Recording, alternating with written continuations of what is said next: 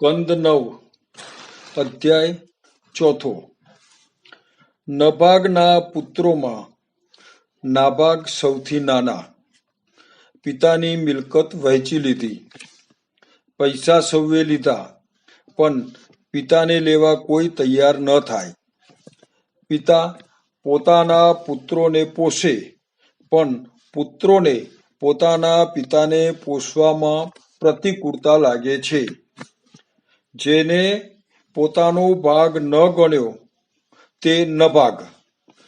પિતાને પ્રણામ કરી સેવા કરવા લાગ્યો. પિતા જેના ભાગમાં આવ્યા તે નાભાગ. નાભાગે નિર્ધન પિતાને ભાગમાં ભાગ્યરૂપ ગણીને વધાવ્યા. પ્રભુ અને મા બાપને આદર આપનાર ઉન્નત બને છે. તેને સંપત્તિ, સન્મતિ અને સર્વોત્તમ સંતતિ મળે છે. નાભાગને ત્યાં પુત્ર થયા તે રાજા અંબરીશ.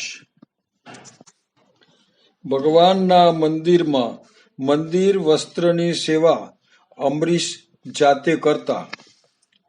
કામ સમજવાથી કંટાળો આવે, સેવા સમજવાથી આદર, ઉત્સાહ અને આનંદ લાગે. મન, વાણી અને કાયા ત્રણેયના કર્મ પ્રભુ સંબંધી થાય તો સેવા બને.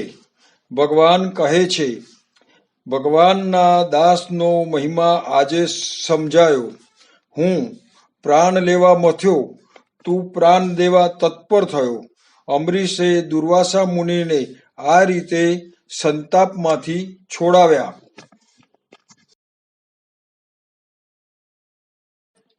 અધ્યાય 19 માનવની ઈચ્છાઓ ઉપભોગથી શાંત થતી નથી. રોગ આવે, ભોગ બંને તપ મન અને ધનનો નાશ કરે છે. કોઈનું અમંગલ ઈચ્છે નહીં, તેને શાંતિ મળે. સુખ જોઈએ તો તૃષ્ણાનો ત્યાગ કરવો. તન દુર્બળ થાય છે, પણ મનની તૃષ્ણા દુર્બળ થતી નથી. અધ્યાય 21 પિતાના પુણ્યથી પુત્ર પણ પ્રભુ પારાયણ બને છે.